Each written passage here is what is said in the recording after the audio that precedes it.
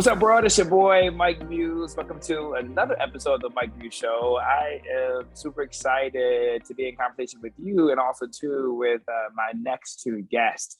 My next two guests are celebrating the 30th year anniversary of WW Public Relations, and also, too, in honor of the late, great, amazing PR, dynamic superhero, Patty Webster, who is with us still in spirit. The reason why it was important for me to have them on today, it wasn't just about them celebrating their 30 years. Yes, it's about that, but it's my way and my own part of giving back and saying thank you to them. And thank you to the legacy of Patty Webster. Some of you may or may, I think you know my story up to date in this most part, but I started out in the music business. I was just this young kid coming from the state of Michigan, just graduated with a college of engineering degree and decided to start this record label.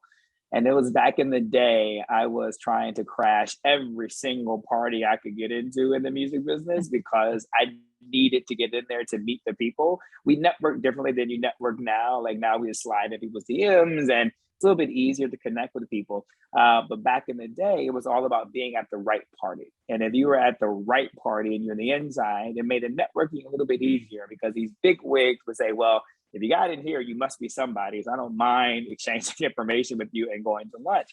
And so I used to spend so much money flying to LA and Miami and back to LA and back to Miami. And I had no business being at these parties. I mean, we didn't even have any hits at the time, right? Fresh out of college, I think I was still wearing khakis to some of these parties. My has not changed. And I had the chance to meet Patty Webster and Aliya Crawford, who will be joining me shortly. And I don't know if Aliya remember this, but I'll ask her if she can recall. But I will always see them around. And they were just the it dynamic duo. They were the PR agency. They still are of like record, and they were the gatekeepers. And so Ebony had this Oscar party, and everybody was in there. And I literally went up to the table knowing I had no business being there. And I just smiled at Patty, just threw out my name. Knowing I was not on the list, Patty looked at me and she knew I was on the list. And she said, go on in, boy. Because she had seen me out and about just trying to make it.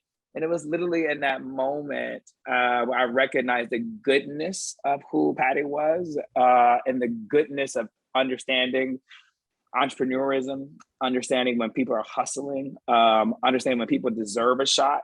And being open to giving that shot. And she doesn't know in that shot that she gave me, it created this appearance of me of belonging. And in that moment, it allowed me to pitch my business, get some good meetings going on. And here I am, who I am today. But I'm a big believer it was because of Patty Webster and Aliya Crawford, who was always so kind and gracious to let me in. I want to be very clear, though. Patty was still Patty. Patty wouldn't let me into everything, which was fair. I tried to be so bold to crash Prince's house at a house party at his house. I knew Patty and Aliya were doing it. So I'm like, oh, Patty and Aliya, they love me. I'm good now.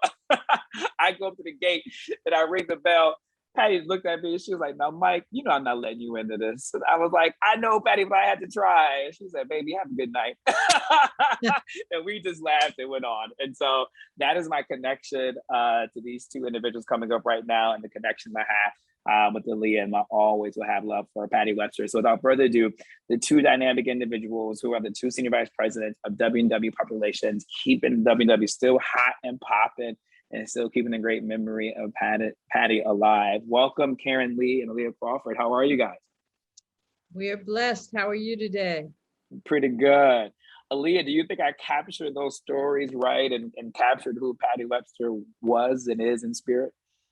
Absolutely. You absolutely did. And that's why Patty created W&W. And that's why we're still here, is to provide opportunities, for ourselves and that next generation. And that story that you told was just, perfect and so funny. And it just also illustrates the show business and the entertainment business, because it's definitely levels, Oh my God. Definitely levels. There's that one party or situation that you may not be able to, or no matter how high that you think you are, that you may not be able to get into. So it's so funny. And it's like, it keeps you humble because, you might be, having this sought after event or doing something that everybody is scrambling to get into. And then the next week or the next year, you're trying to get into something, and there's gatekeepers there, so it just keeps you on your toes. But that's the entertainment industry in a nutshell. I mean, it really is. And Karen, I'll be, I didn't meet you back then during that day, but I'll be curious to get your hot take on the story I just told, because what Aliya is saying is right. Like the gatekeepers, and there's levels, as Aliya said, to business and to show business. But it was the way that Patty rejected me, right? I probably got into like 2 out of every 4 or 5 WW sanctioned events, right? And the other 3 I didn't get into. I was never upset, right? Because it was the way that Aliya and Patty did it. But there were other gatekeepers and other agencies who I'm not going to name who did it with such negative energy and hostility, right? And I never forgot those people. And so to this day, like they would never come on my show, right? Like to this day, like I just never forget how nasty human beings that they are. And I always welcome the opportunity to talk about them off the air. And I'll say their first and last name, and then I include they're nasty people. And so for you, Karen, I would just love to hear your take on the moments and experiences I've had, Patty Webster, your experience with it, and how the levels of these industries really work. No, that story was such a representation of who she was. First of all, she could see, Patty had an instinct about people. So the first time she let you in a party and you were in there were no problems or anything. Whenever she could, she would do that. And when she couldn't, she'd let you know she couldn't. And when she had time to have a chat with you to get an idea, I'm sure she did that as well. I was laughing with somebody the other day about how difficult it is now when you're doing a guest list at a party. Okay, your name's on the list. Can I see your vaccination? Do you have a test for 48 hours? And people are standing there. It is just so much more going on and people getting insulted.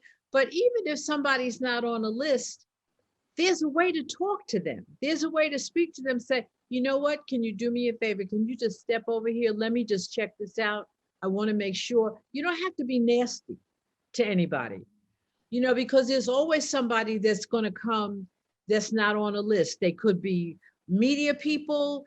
They could be a friend of whoever's giving the party. There's a number of things. So you don't have to, might not be able to let them in, but you don't have to be rude and make them think they're unimportant. That's not so true. And audience, I want to be clear. The reason also too why I want to have these 2 dynamic individuals on the show, and not just to recount my party days, but to really peel back the layers of the art of the pivot, the whole idea of branding and rebranding and repositioning in such a difficult moment because of the fact that Patty Webster was such a dynamic force in the industry, and she had an untimely passing. What these 2 individuals had to do to keep it going couldn't have been easy. And so, as you know, audience, I love to take you in case studies. And so this is going to be a case study on all those things I just peel back, and really entrepreneurship at its core. But Aliya, just entertain us for a little bit. How did you guys think about how you curated lists? I know there's a lot of entrepreneurs out there who are listening. There's a lot of people interested in the media entertainment business, right? Who would just be curious, like, how do you guys curate a list? And when you're deciding who should and should not be in an event? Well, I think it depends. And a lot of times it starts with the client. There are certain clients who, you'll meet with, and they have, a lot of control over their events and who they want invited. And they're very, meticulous about the guest list and things like that. And then there are other clients, and it depends on how many people the event is going to host. But there are other times that, the client will give you more control and say, you're the experts. I want you to, make it sexy, or I want to make sure, these groups are represented in the room. You come together, you talk, depending on the location.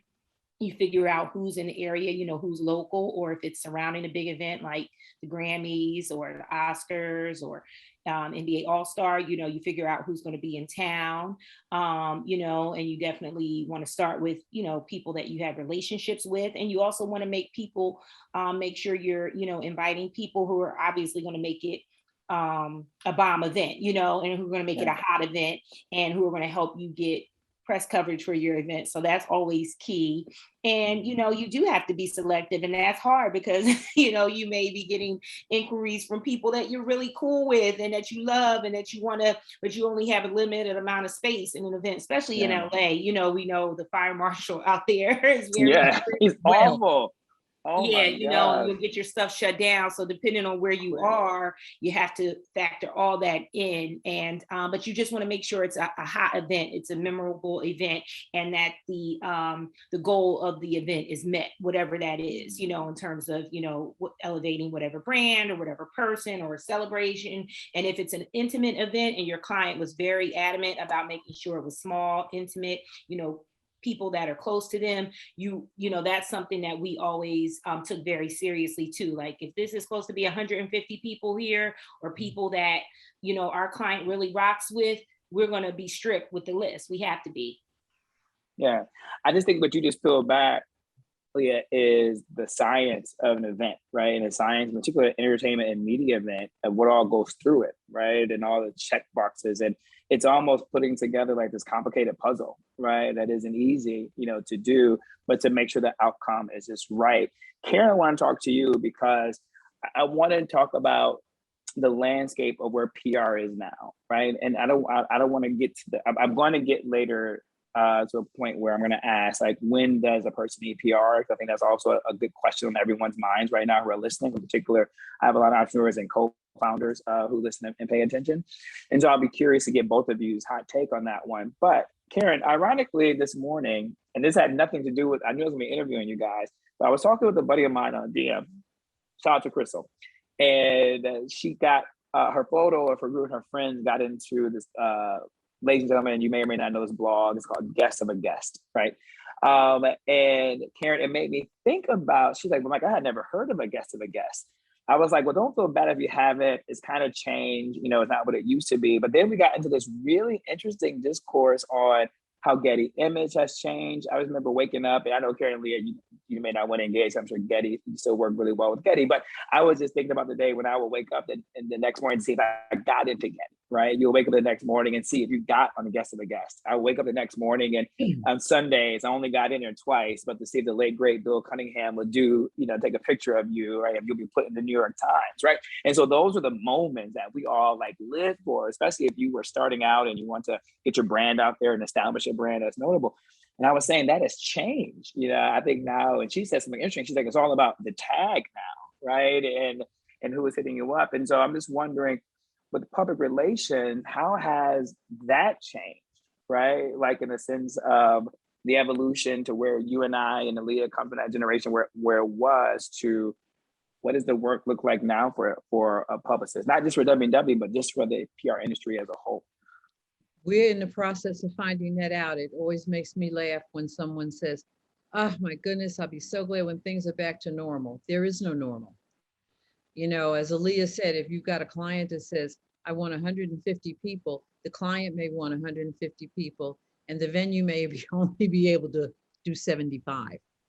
So you've got to be careful with the media that you have coming. You want to make sure you're going to give the client maximum amount of coverage that they want, because there's so many things now that press is asking to get a reaction from you. Used to come down, you could stand, in front of photographers and just pose and do what you needed to do.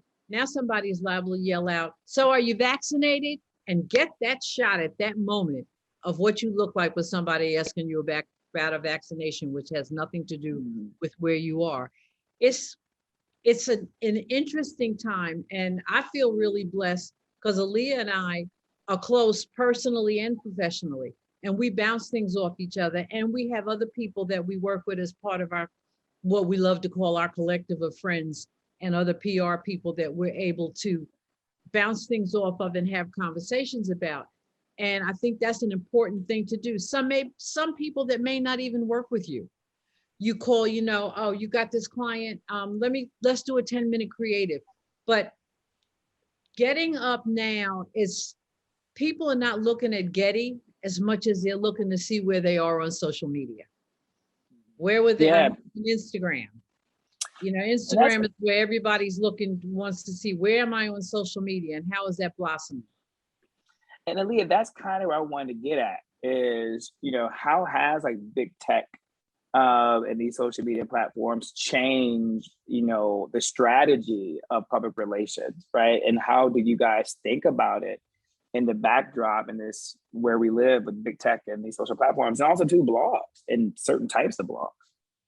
Yeah, well, I mean, that's a big factor in just your whole strategy, in this day and age. And I think something, a distinction with, today as opposed to back in the day is that, like you said before, Mike, going to events before was important and being in the room and what that was going to do for the brand, for the people in the room, and then how that could help your brand from that point grow, from that event, and that activation. Now you have to factor in the perception of the event, not only the experience for the people who were there, but the perception of it on social media and out there in, the digital space for the people who are not there, and the reverberation of that, because that's going to have long-term effects, and so you have to, so it's almost like if it's not on social media, it didn't happen. Yeah. So you have to factor that in. I mean, I never even thought about that, Aliya. Like the perception of the event now matters. And that is so true. And what you said is, if it's not on social media, it didn't even exist, right? And so that is the kind of dynamic, that we're in. So Karen, I want to go now, because now we're in the space, how we're talking about branding, right? How people are branding themselves, how they brand the event, when the moment happened, when Patty transitioned to the other side, talk to us about like that decision that you and Aliya had to make of continuing this company, right? Where I think a lot of people would have folded, right? An audience kind of give you perspective. It would be as if someone who was the face of a major company and then they just pass away and you're left to figure out like what is next, right? And so it's about like pivoting, right? To make that difficult decision of to go on or not to go on, right? And I think a lot of people probably would not have continued. Talk to me, Karen, about that moment after the emotions settle, obviously, but when you guys had to come together and have a meeting of the minds, like what was that like about pivoting? Well, it really wasn't a meeting of the minds. It was her brother reaching out to both of us and saying, I have some paperwork for you to sign. And I was like, what's going on? He said, Patty left you a percentage of the company. Had no idea whatsoever at all. He said, and she left Aliya a percentage of the company. The compliment of her saying, I want to leave the running of my company to these two women, there was no decision to make. It was there. Patty and I started out in PR together. She worked for Rogers and Cowan in New York, and I worked for Rogers and Cowan in Los Angeles. That's how we met. We became like sisters. Both Aliya and I knew how sick she was for a very long period of time. We kept it quiet. So there wasn't, we didn't have to sit down and say, so we're going to keep W&W going. She said, this is my gift. This is my legacy. And we know what she put in there. Patty started W&W Public Relations in the guest bedroom at her parents' house. And it meant the world to her, second only to her relationship with God. Patty was an ordained minister, which a lot of people didn't know. Clients, I don't think we lost one client. Clients came, people loved her. They wanted to stay with the company. They wanted to keep the legacy going. It's I'm not going to say it's been a piece of cake, but it hasn't been the most difficult thing in the world either. Yeah. And I we bounce off of each other really well. So it was a gift to us. Yeah. I think that speaks to the spirit of who Patty was, right? And who Patty is, and kind of how I set up the conversation, my relationship with her, my engagement with her, and that you guys didn't know. That kind of lets us insight of just what a wonderful human being she was.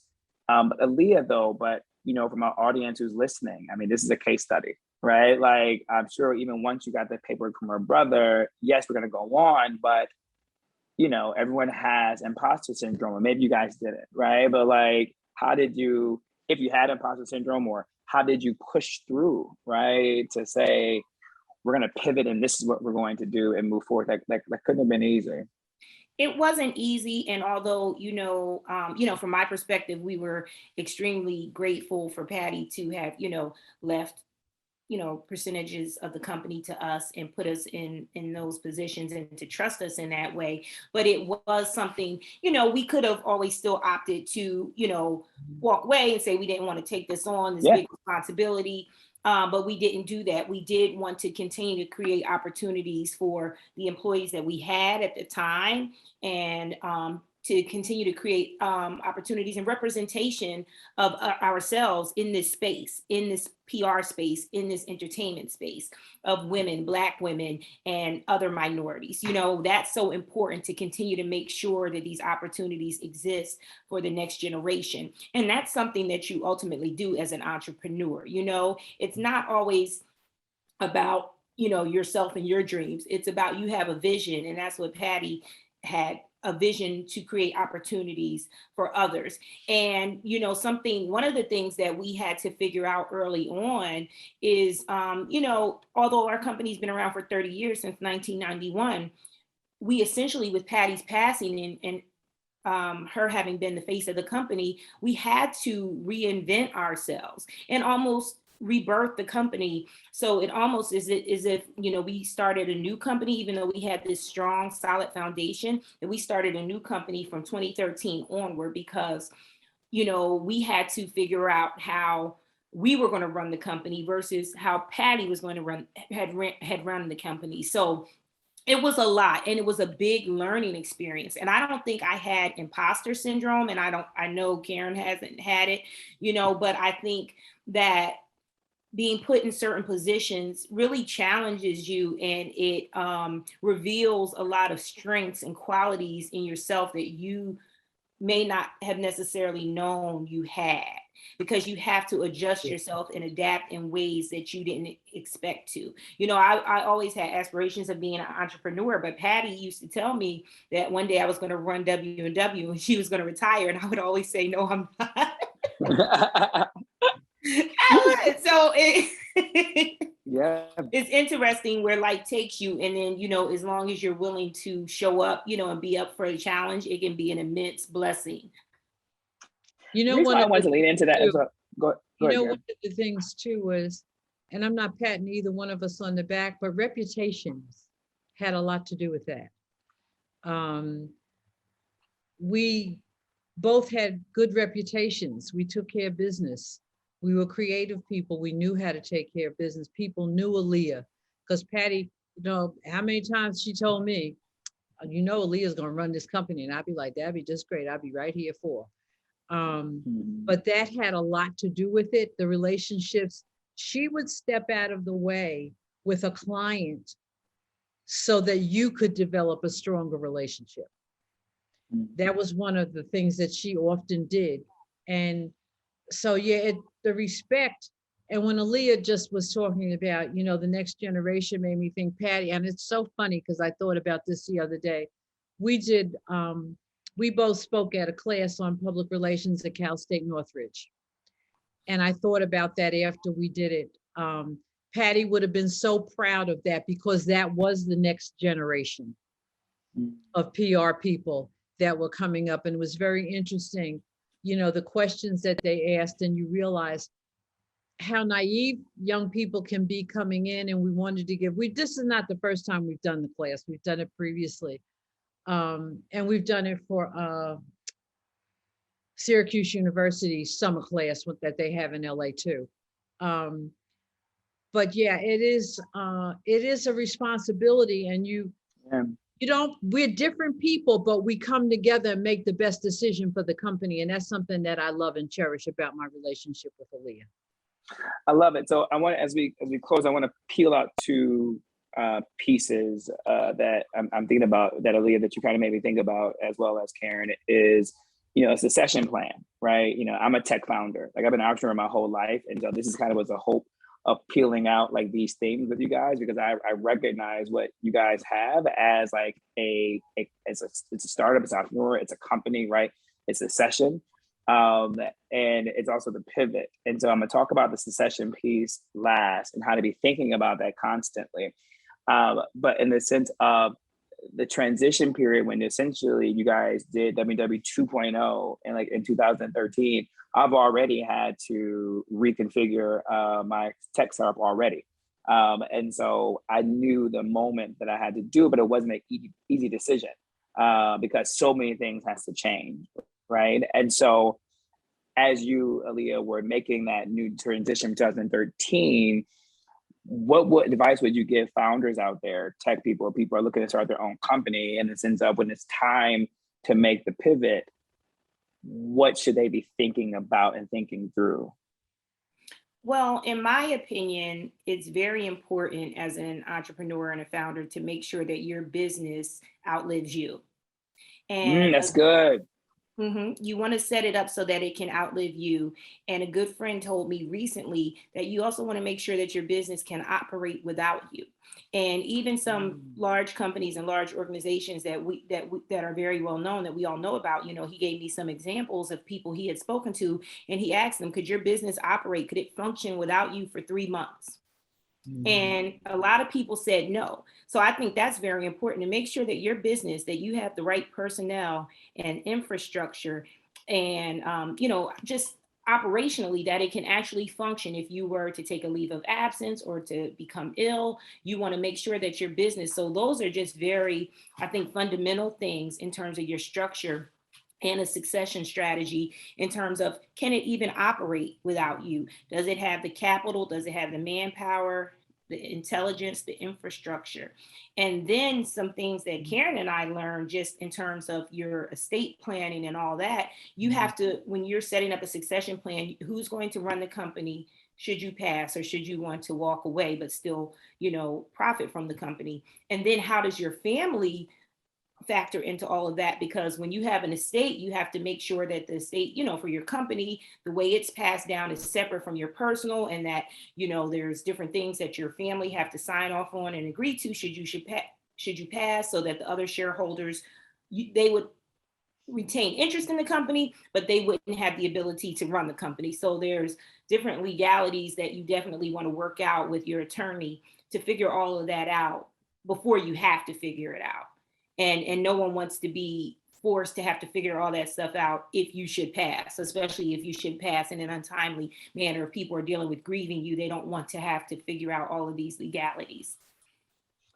I think that is a perfect place to end this conversation, because that buttons everything up for me. You even have me thinking, with my company, that I'm just making sure I'm doing the checklist.